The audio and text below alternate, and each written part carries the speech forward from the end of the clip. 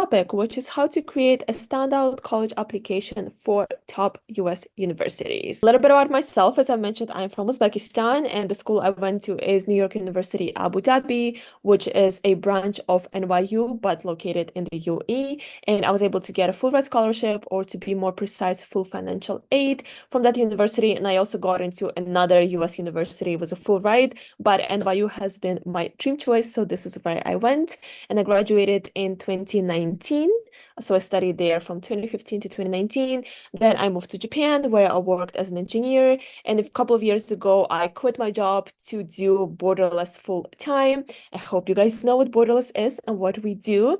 But I'm now running it, creating all the content, doing college counseling, and truly anything that I can to support you guys in your college application journey, because I truly believe that studying abroad is the most life-changing opportunity that a young person can have. And I'm super passionate about it. And today I will do my best to provide you with as much value as possible. So we are going to dive right in. And essentially, as I mentioned before, we will be covering the most important components of a standout college application for US schools, and they will have multiple pillars. The first one is academics, second one is balanced college list, third one is activities, and fourth one is essays. These are the things that will actually get you into college.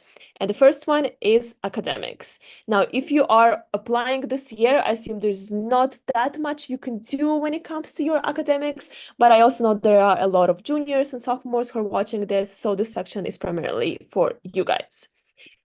So what do I mean by strong academics? I hope it's not a secret that if you want to go to a good university, you need to perform well academically. Colleges do care about GPA, and it's very important to have good GPA, because if you just don't like studying, if it's not your jam, that maybe going to university is not even the best path for you. Maybe you should instead start a company or just move to a different country. There's many other alternatives to succeed in life, and the path of university is to those who are actually good in academics. So speaking of GPA, you should aim to have a GPA of approximately 3.8 or higher on a 4.0 scale. Now, you do not need to use 4.0 scale. I know that many different countries use different systems. It could be out of 10, it could be out of 100, out of 20. It doesn't matter. As long as it is approximately 3.8 out of 4, you can use the calculation and get the same ratio for your guys' system. But it is very important to have a high GPA and hopefully no C's on your transcript. But the number, that GPA alone, is not enough, because colleges also look at the context of what kind of classes you take and what kind of school you go to. So academic rigor is literally a criteria that universities pay attention to. And your task is to take difficult and challenging classes and still maintain a good GPA. And why is this important? Because universities want to see that you're challenging yourself and that you're stepping out of your comfort zone and that you're always trying to get better. So let's say you are taking super easy classes like English, I guess should be easy for most of you, or your native language, and maybe part-time music. Not saying the music is easy, but maybe in some schools like music class could be quite easy, and you get 4.0. It's good, but it's not that impressive than if you were to take math higher level, physics higher level, and computer science higher level, and also get 4.0 GPA. So what kind of classes you take and how much you challenge yourself does matter. So if your school allows you an option of choosing classes, please pick the ones that are harder and push yourself to do as well as you possibly can. At the same time, number 3, improvement in your grades also matters, because you will be submitting grades throughout your entire high school, which is grade 9, 10, 11, and half of 12 if you apply in January. And if in grade 9, your GPA is maybe 3.7, but then in grade 10, it's 3.8, and in grade 11, it's 3.9, this is amazing, because this shows your growth and your improvement over time.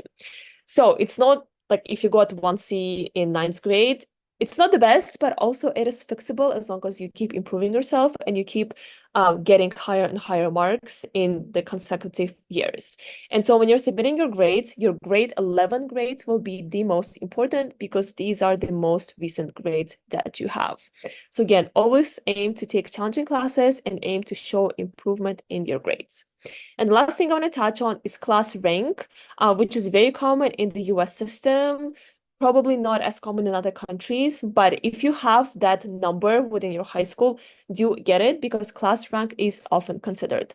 And class rank essentially means how you compare against applicants in your school, because this again provides context to your grades. Because in some schools, it is super easy to get a high GPA because literally everybody's getting an A because the teacher is super nice, or maybe school is not so difficult. While in other schools, it is very hard to get a good GPA because again, the academics is very strict or teacher is just super strict. I don't know. There could be many reasons. But when you're compared against people in your own school, that's where we can really see how well you actually perform. And again, your goal for top universities should be in top 10% of your class. I know this is a lot to ask, but again, this webinar is for those who are aiming to go to top schools. So the expectation would be that you are in top 10% of your class. All right, this is all in academics.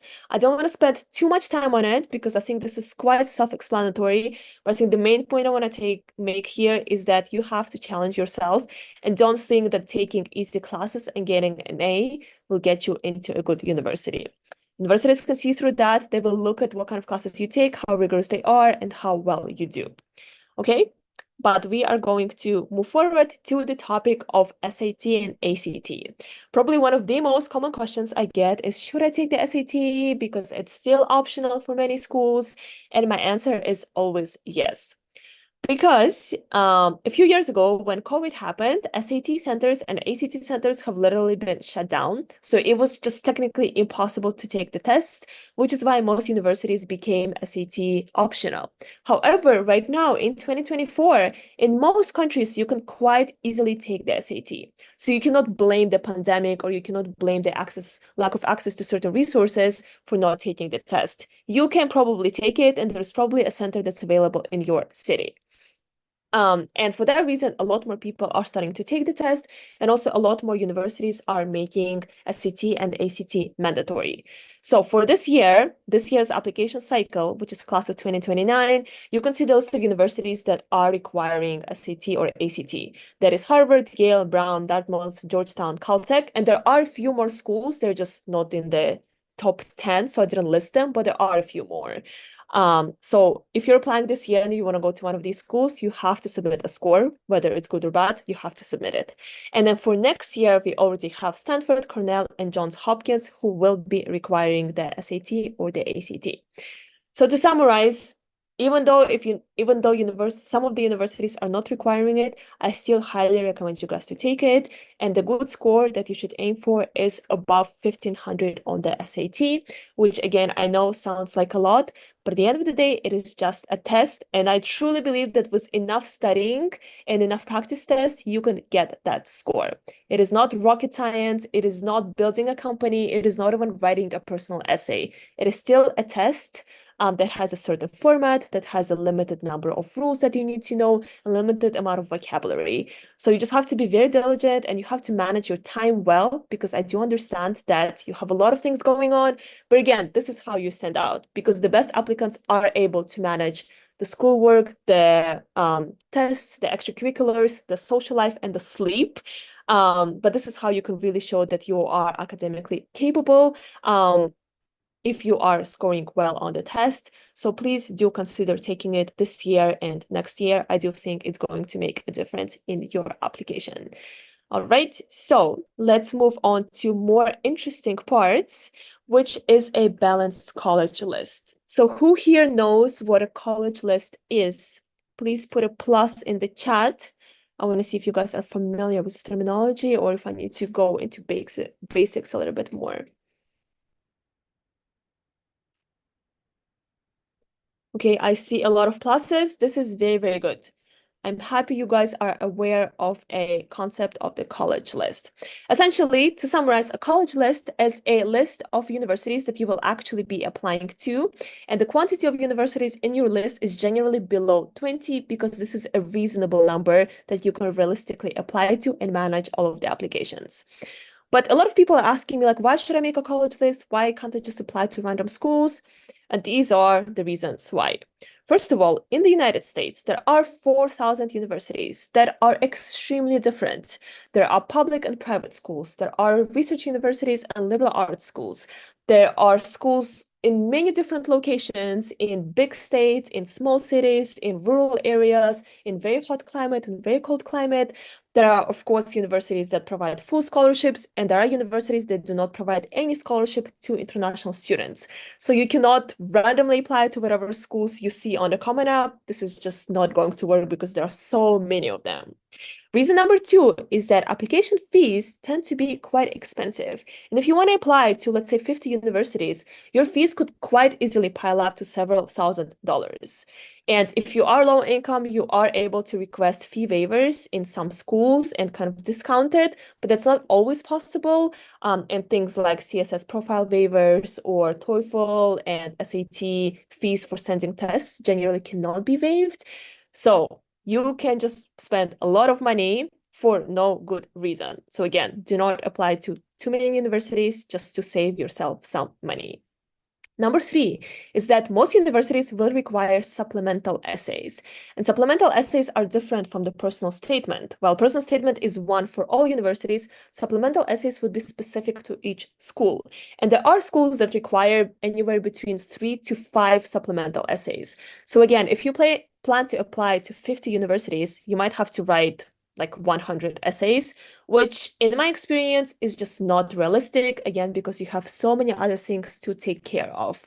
So to keep your workload to a reasonable amount, you have to only apply to maybe 15 or max 20 universities. And the last reason for building a college list is that you have to be realistic. Unfortunately, I still see people who are only applying to IVs and then they complain about getting rejected. Honestly, I think this was just bad prep and lack of college list, because if you're only applying to IVs, you're being a little bit delulu, or you're being a bit delusional, because Ivy League universities are reach for absolutely everyone, even if you are a full pay student and even if you are a US citizen. You still can never be guaranteed an acceptance to one of the top schools unless you have a family member who's extremely rich and made a multi-billion-dollar donation to the university. If that's the case, you're pretty much guaranteed an acceptance, or if you are recruited athletes who like competed in the Olympics, you can also be guaranteed an acceptance. For all of us, regular human beings, also international students who probably also don't have that much money, you have to be a lot more realistic, and you have to have a balanced college list, which can, of course, include the Ivy Leagues and all the top schools, but you also need to have the match schools and the safety schools, right? So I hope I have now convinced you to spend significant amount of time on building your college list. So now, how do you do it? I recommend people to do it in 2 steps. Number one is when you want to build a college list that just meets your basic requirements of your major, of your finances, and of your location. Because without these, you just cannot move forward. If you cannot afford a university with a scholarship, then there's no point in applying, because there's no such thing as external scholarships for international students. So you have to find schools that provide financial aid or provide scholarships for international students. So how do you do it? Is very easy. You go to Borderless. So right now, or right after this meeting, go to borderless.so/app. You will see a bunch of different tools. You find the one that is called College List Generator. It will then ask you for your preferences, your stats, and your budget. Actually, let me type the link right now. This is the app. It is free to use for the first time, so you can all generate your first college list entirely for free. So you will put your preferences, your major, your stats, such as your GPA and your SAT score, and you will put your budget. And budget is, of course, very, very, very important, because based on how much money you have, different schools will be recommended to you. Once you put all of that in, you click a little button that says generate, and you will have your college list that looks like this on the right. Today, we have just made an update that the college list includes all the deadlines and all of the test policies, and includes the financial aid, the costs, the application fees, the average SAT range, and I think a few more things that you need. And this is something that you guys can do in literally 2 minutes. So this is your step one of getting a college list, where you don't have to research 4,000 universities, but you will have a list of 20, which is so much easier to research. But you are not done here. Some people think that they can just generate a list in 5 minutes and they're done with all of their research and they can move on to applying. This is not going to work, because once you have your basic list, you have to move on to actually researching each university and finding a college fit. again, because there are so many types of universities, just because it has your major and it provides a scholarship is not a good enough reason for you to apply. You have to also consider the following aspects. Number one, what is the type of the university? There is something called liberal arts, which is a type of university where you generally study a multitude of different areas before declaring a certain major. So NYU Abu Dhabi, a school where I went, was a liberal arts university where I majored in engineering, but I also took classes in history and religion, in art, and a few others. And honestly, that type of education is not for everyone, because if you're super passionate only about engineering, you should just go to an engineering school. But for me, I was quite interested in multiple different areas, and this is why I now do entrepreneurship. So for me, that was a very good type of education. So you have to know which one do you want? Do you want liberal arts, or do you want to be in a research school where you immediately study the certain subject that you chose? Number two, you have to do a lot of research on the academic side of the university. You have to understand what kind of professors are there. Are they just teaching, or do they actually have any industry experience? What kind of research papers have they published? What are the projects they're working on? You have to look at the curriculum.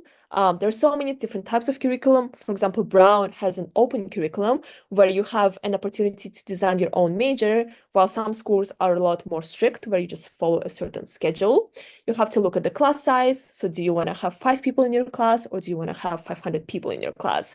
All of these will really be forming your academic experience. So it's important to research that before you apply. The third aspect you have to look into is student experience. So again, when you go to university, you're not just studying there, you're also going to be living there. You will be making new friends. You might meet your potential spouse. You will be influenced by the food that you eat, by the culture that surrounds you, by music. So you want to make sure that you will actually be happy in that place and that you will enjoy the 4 years that you will spend there. So look at the campus, look at its size, look at its facilities, look at the city, look at what's around you, look at diversity. All of these things are very, very, very important. And in personal experience, I have seen a lot of people who come to NYU Abu Dhabi and they get extremely disappointed because that university is essentially in the middle of an island with nothing around. If you go to like Google Maps and if you see NYU Abu Dhabi, there's an island, there's NYU Abu Dhabi, there's a very fancy hotel, there's a golf club, and there is a beach, and that's about it. That is all you have. And a lot of people, well, not a lot, but some people who, when they arrived on campus, they were so disappointed. They were like, oh my gosh, this is such a small space. There is nothing to do. I'm from New York. I need a lot more vibrant atmosphere. And they were not very happy with the campus experience. But this is something that can and should be researched beforehand. Again, if you look at the satellite view of your campus, you can very easily see what it's around and what are the different opportunities and facilities. So again, do not leave this after you arrive to campus, and make sure you know all of these things before. And the last thing that you have to look at is the career prospects. So graduation rates are very important, and employment rates are divided, but employment rates are also very important. Essentially, can people find a job after they graduate? And this is especially important for international students because we have visa issue. Now, I did not actually study in the US campus, so I never tried to get a job in the US. But if you are studying in the US campus, you can get something called OPT, which allows you to work after graduation. But getting a job as international is very, very, very difficult. So the better career support your university have, the more likely you are to find a job. So your university should have a very good career center. They should have very good resources, and they should have alumni who have succeeded in the industry that you're interested in. So if you're doing your research on LinkedIn, and if you cannot find a single person who works at a company that you want to work at, it's probably a red flag, right? Something is not right here.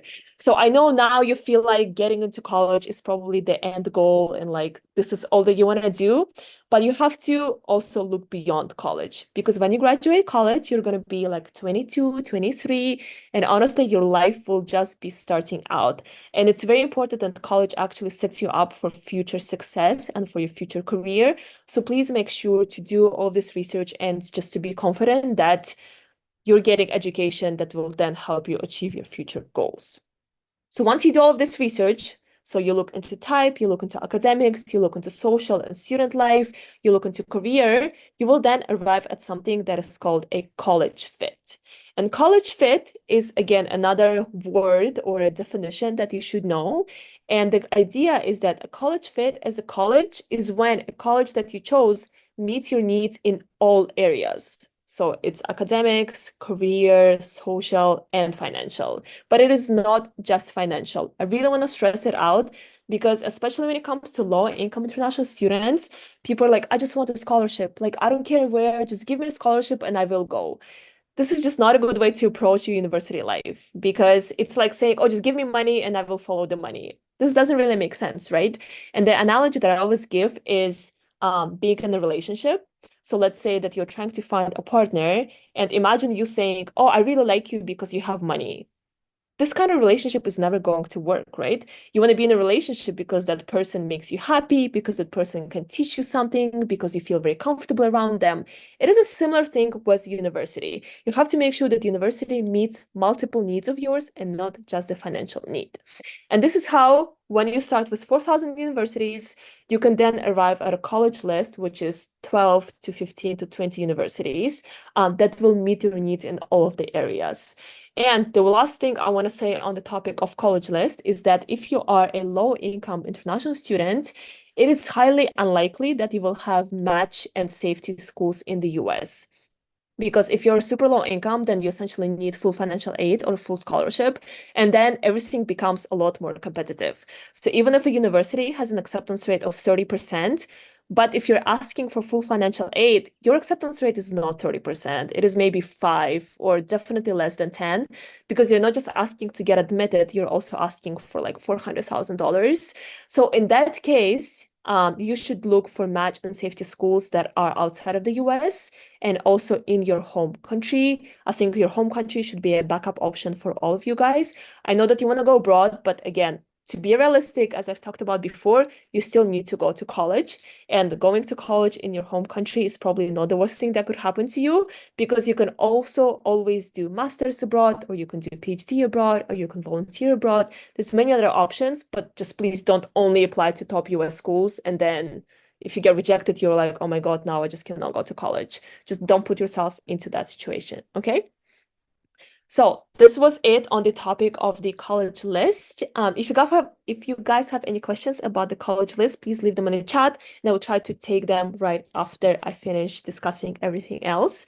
And now I want to move on to part 3, very, very important component, which is extracurricular activities. And extracurricular activities is anything that you do outside of school. Some people ask me like, does this count as an activity? Does that count as an activity? Anything that is not studying or doing tests counts as an extracurricular activity, including things like doing family responsibilities or cleaning your house, or sometimes even playing games, even though that could be a questionable activity, but it is still an activity. But while anything can be an activity, not everything is a good one. So here are the traits of a good activity. First of all, a good activity needs to show a certain level of achievement or leadership. So achievement essentially shows that you are good at something that you do. Achievement can be shown by winning any awards in competitions, or winning an Olympiad, or just gaining any kind of recognition. It can also be in the form of being selected or getting a scholarship. Essentially, anywhere where you are better than other people, this is a form of achievement or selectivity. And leadership, I think this is quite self-explanatory. Leadership is very, very important for US universities. So being a leader of a club is always better than being a member of the club, or being the creator of an organization is better than being a member of the organization. At the same time, you will have 10 activities on the Common App, so you should not be a leader in all 10. This is just unrealistic. It just doesn't make too much sense, but you should still have a few very strong leadership and achievement activities. Number 2, super important, is that a good activity should have tangible positive impact on other people. Again, this is not applicable to all 10, but you should have a few activities that are positively impacting others. Because again, US universities care about community service, they care about positive difference, and they want to find people who will actually make the world a better place. They don't want people who are just smart and all they do is study, or all they want to do is make money. No, they're also looking for people who just want to come out there and change the world, build the next I don't know, revolutionary technology, be the next politician, even though I don't know if politicians are always making a positive difference. This is a little bit questionable, but you know what I mean. They want to find people who will, once graduated, make good things in the world and make the world a better place. Number three, a good activity needs to have commitment and depth of participation. And this is the main reason that I tell people to start preparing your applications early. If you guys follow us on TikTok or on Instagram, probably the most common thing that I say all the time is please start early. And one of the reasons is that your extracurriculars need to be sustained for a long period of time.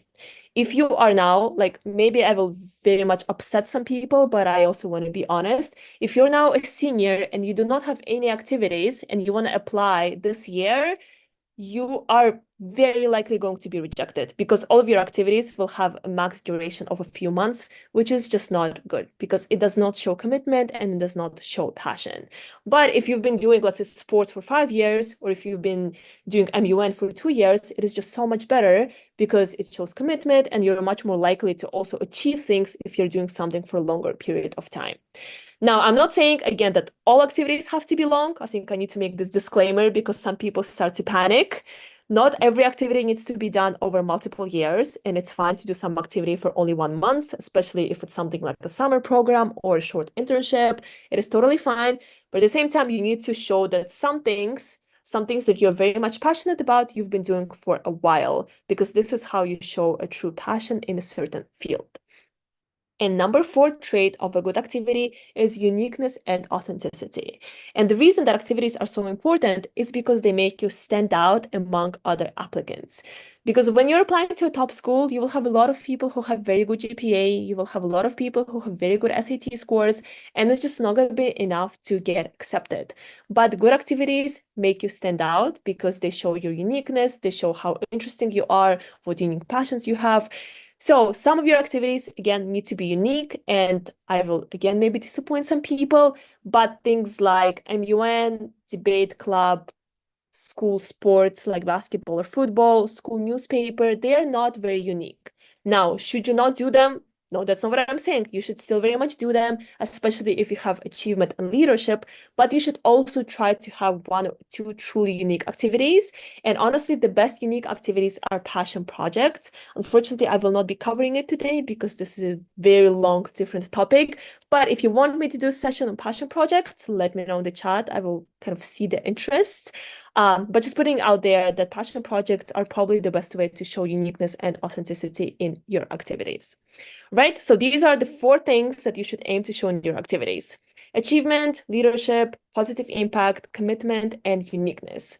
Now, if you want to get your activities evaluated, we have an amazing tool in our admissions guidance app. Again, the same link, borderless.so/app, where what you can do is you can describe your activities, say, I did ABC, I achieved these things, and we will literally, not we, but the AI that me and the engineer in Borderless have created is going to rate that activity among the, not among, my English is getting a little bit bad. Sorry, it's a little bit late here in Japan, so I might be not speaking very fluently, but I hope you can follow me. But yeah, once you put the description of your activity, the AI will rate it against the criteria that I have just mentioned and also suggests you the ways how you can take it to the next level and how you improve it. And again, you can evaluate one activity completely for free. So this is something I highly recommend you guys to do to see how competitive or not competitive you are.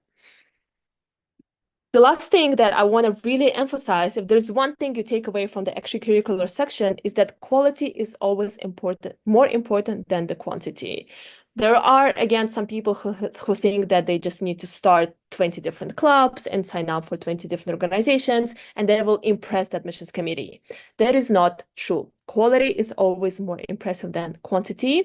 And why? Because colleges do not want well-rounded students, they want a well-rounded class. Did anyone hear this statement or this advice before? Let me know. Yes, all right. This is a very, very important advice that has been said by many people. So this is not my saying, not my phrase, but this is something that you guys really need to understand. So essentially what this means is that colleges do not want a person who can do many things. So they don't want somebody who can do a bit of sports, a bit of art, a bit of design, a bit of coding, a bit of leadership. Because if you do many, many different things, you're probably not good at any one of them, just because you don't have time to master multiple things. Generally, we are experts at one, maybe two things. So instead of doing many different things, they want to find people who are good at something. Maybe somebody is really good in design. Maybe somebody is a recruited athlete. Maybe somebody is very good at starting businesses. Somebody is very good at public speaking. And when they bring all of the different individuals together, they get a well-rounded class. And this is how the magic happens, because all of you guys who are talented in different areas can collaborate and can create cool things together. And then university, let's say they have some event, they need a musician, they will have a musician. They need an athlete, they have an athlete. They need somebody to do public speaking, they have somebody who can do public speaking. So your task is to be known for something and to be really good at something instead of pursuing many different things. And again, this is honestly most applicable to top schools. I did not see the same pattern in like mid-range schools with a higher acceptance rate. I feel like for mid-range schools, it is quite okay to do a bunch of different things and just to show that you're like somewhat excelling at them. But for top schools, you genuinely want to be known for one thing, which is your passion or a spike. So if you've been reading college application advice, you've definitely heard the idea of spike. So for top schools, I definitely recommend having a spike because in my experience, a lot more people with a spike have been accepted versus people who just do a bunch of different things and I can't really tell what it is they're passionate about or what it is their strength. All right. So let's move on to the next part, which is the presentation. So I hope you guys already made your Common App account, especially those who are applying this year. And when you make your Common App account, when you get to the Common App EC section, or so EC stands for extracurriculars because it's just a lot shorter to say, you will have to describe all of your activities. And the way you describe them is very, very, very important because the university is not going to ask you for any evidence of your activities. They don't really care about your certificates, or they will not be doing a lot of research on what exactly it is that you've done. They will mostly be looking at the description that you provide. And if that description is weak, then you're just not doing justice to all of the hard work you did for the activity. So let's compare the two descriptions. Description on the left says, I was responsible for organizing an event which brought many like-minded students from different schools to network and exchange ideas. What do you guys think? Is it a good description or is it not so good? And if it's not so good, please tell me why do you think it's not very good? I know there is already an answer on the right, but I want you to analyze it a little bit and tell me what you think are the differences and why the left one is not working.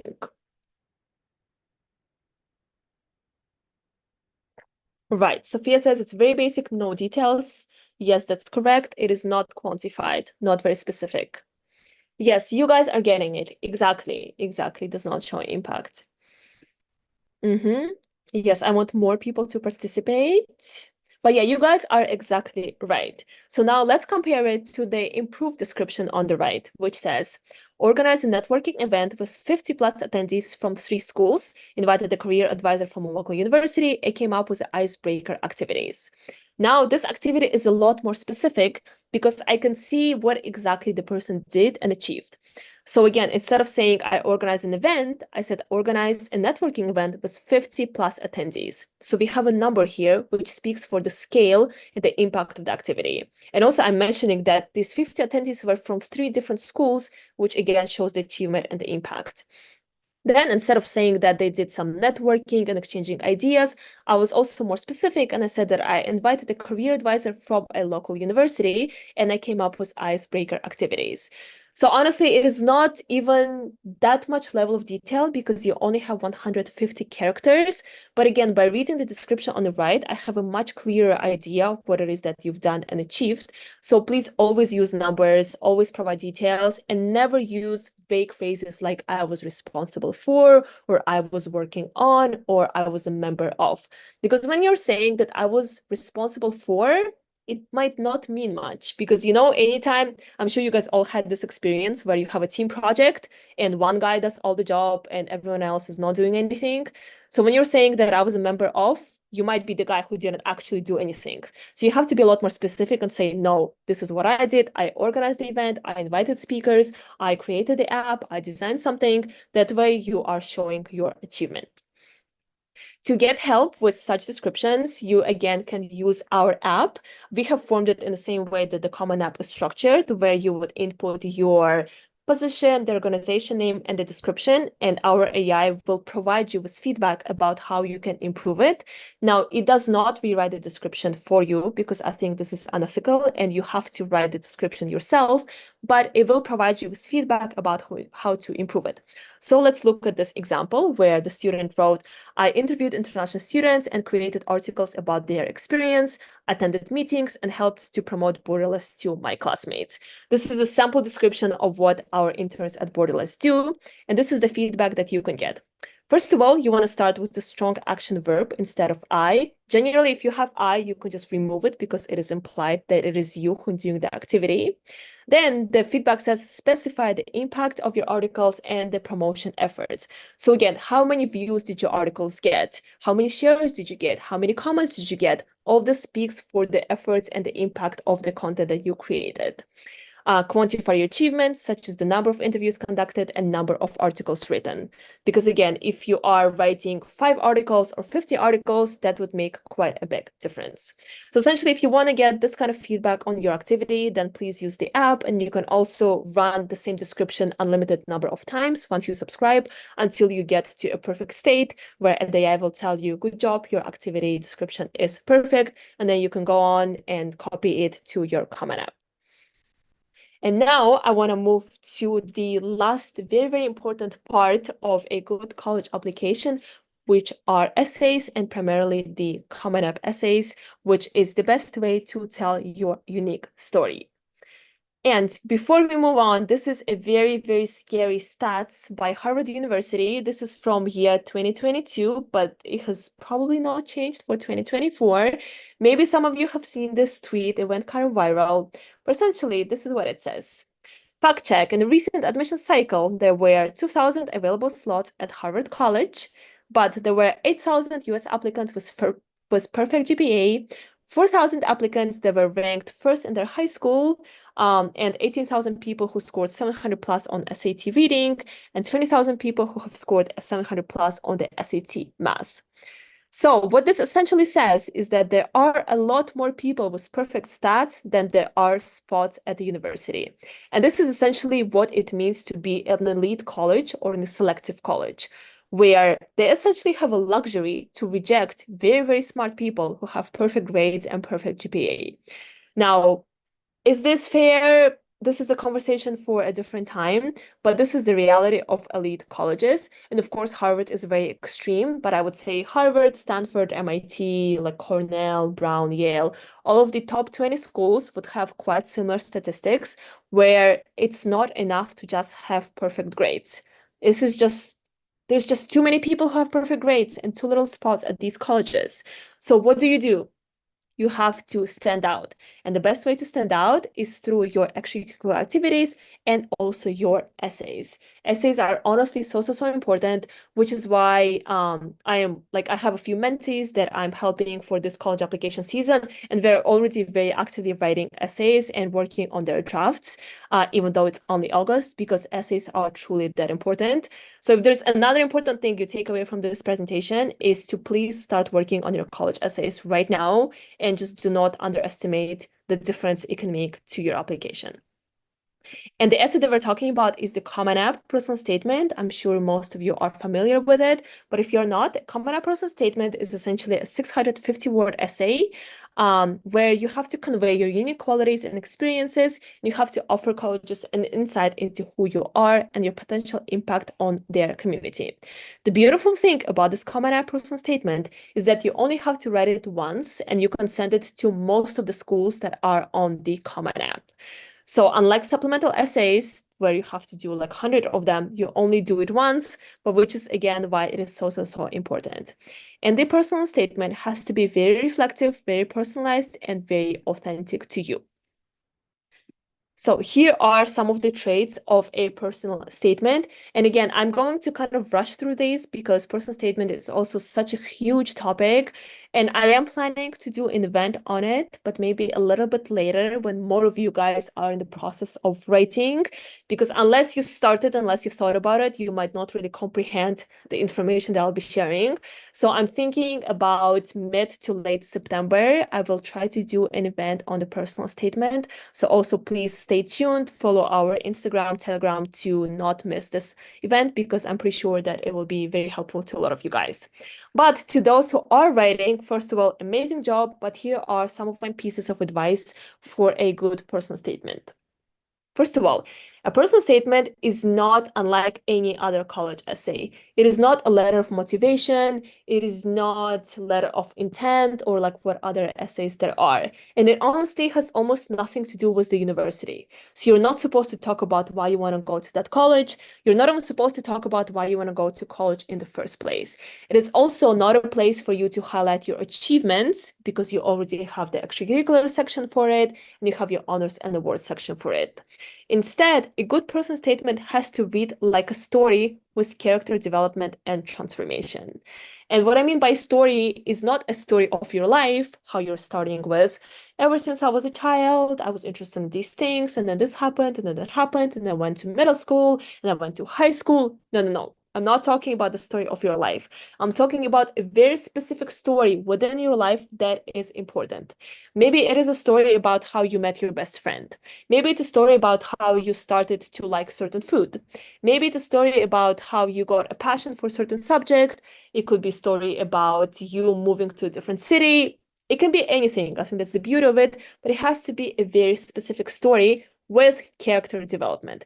And what I mean by character development is that your story has to be dynamic, where you show a certain transformation, such as at first you hated the subject, now you love the subject. First you were extremely shy, now you are much more confident and outgoing. Or you were very, I don't know what other qualities. You didn't know what you want to do with your life, and now you know what you want to do with your life. I hope you know what I'm like, where I'm getting at. There has to be some kind of development and transformation. It cannot be like, I was great and now I'm still great. This is just not really interesting to read. So please make sure that there's certain transformation and growth and self-development that is visible through your essay. Number two, a good essay has to help you stand out, which means it has to be unique, or in other words, it cannot be a cliche essay. And let me give you a few examples of cliche topics. And if you're writing about one of them, maybe you should reconsider. So some of the very like common and cliche topics I've seen, number one is anything that has to do with a sports injury. And the very cliche essay goes something like, oh, I was a very big fan of a certain sport, or I did it almost professionally. It was my whole life. Then I got injured and that changed my entire world. And I had to find a new passion or had to rediscover myself. It can still be a very good essay and there is a story and there is a transformation, but it is just so common that there's just going to be a lot of other people who are writing about the same thing, so it will not help you stand out. Another example of a cliche essay is you moving to a different school or a different city, or you facing any kind of bullying at school, or anything that has to do with a sickness of a family member or relative. Again, this essay can still have a very good potential, but it depends on how you frame it. But essentially, when you are thinking about uniqueness of your essay, you have to ask yourself, how likely are other people to have the exact same story, right? If you're talking about a sports injury, you can imagine that every single school has sports clubs. So in every single school, there are many people who do sports, and many of them must have been injured. So technically, there are like hundreds of thousands of people who could write the exact same story. But if, let's say, you're writing a story about your favorite local Uzbek food and how you learned to make it, and then you decided to share this recipe to somebody else and you had some challenges, I don't know, it's very hard for me to like make up topics on the spot, but you have to find a story that is not replicable by other people and that you feel like it is truly yours and truly unique. So essentially, the question you have to ask yourself is how likely are other people to have the exact same story? Right? Number three trait of a good essay is reflection and introspection. So your essay cannot just recount events. Like this happened, that happened, I did this, I won that, I got this award.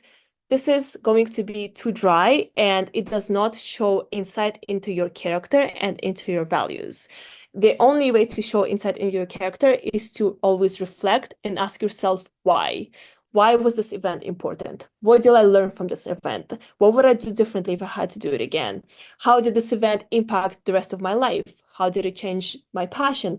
How did it change the relationships I have with different people? So you always have to ask why, or how until you get to a certain point where you can truly not just describe the event, but really reflect on it and make sure that this event is actually describing more of your personal qualities and not just circumstances and things that happened around it. And I think this is something that is most difficult to international students because I know that in our local schools we're not taught how to reflect. We, like most of us, never even journaled or asked themselves these questions. But this is an exercise that I definitely recommend you guys to do, whether you are a senior or junior or sophomore, is journaling. You can do it in the morning, you can do it at night, but anytime something happened, just open a journal and try to reflect on it. And again, ask yourself, why was this important? What did I learn? How did this impact me? And it will just get your brain into this reflective mode. So once you have to write the actual essay, it will be a lot easier to do. And number four is that your essay has to communicate your values, your personality, and your goals. At the end of the day, this essay has to be about you. I've also seen a bunch of essays that were about other people. For example, the essay can be about how amazing the student's mom is, and the whole essay is about the mom and not the student. Or the essay can be about the person's school or the person's country, but not actually about the person. So you have to make sure it is still very much about you. And as I've mentioned, not just about events that happen to you, but it is about your values, your personality, and your goals, because the universities will be using this essay to judge how much you would fit into their community, how ambitious you are, and just how nice and interesting of a human you are. So I know this was a little bit rushed, but these are the traits of a good personal statement. I will do a talk on it, but your exercise from now on is to really start writing your first draft and coming up with different ideas, because the first draft is going to be bad. I have read maybe over 200 essays in the last season alone, and I have never, ever, ever seen a good first draft. It's not because people can't write or they're dumb or something like that. It is just because it is a very difficult exercise. So start right now and just be ready to write many, many, many different drafts until you get to a truly unique and interesting story. And just remember that personal statement is extremely important and a very good way to show your personality and to make yourself stand out among other applicants.